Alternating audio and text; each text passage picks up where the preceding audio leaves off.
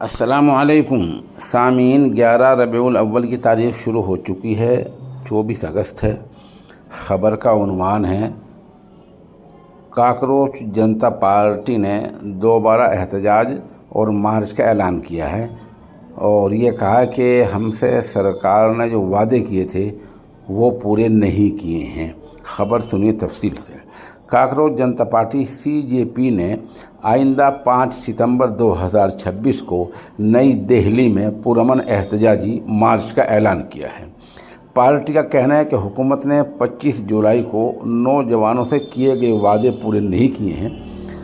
Party نے عوام سے بڑی تعداد میں شرکت کی اپیل کی ہے۔ کاکروچ جنتا پارٹی CJP نے 5 ستمبر 2026 کو نئی دہلی میں ملک گیر پرامن احتجاجی مارچ کی کال دی ہے۔ ایک پریس نوٹ میں پارٹی نے مرکزی سرکار پر الزام لگایا کہ 25 جولائی کو ملک کے نوجوانوں سے کیے گئے وعدوں کو پورا کرنے میں ناکام رہی ہے، خاص طور پر طلباء اور مظاہرین کے خلاف درج FIR واپس لینے کے اس کے وعدے کو پورا کرنے میں ناکام رہی ہے۔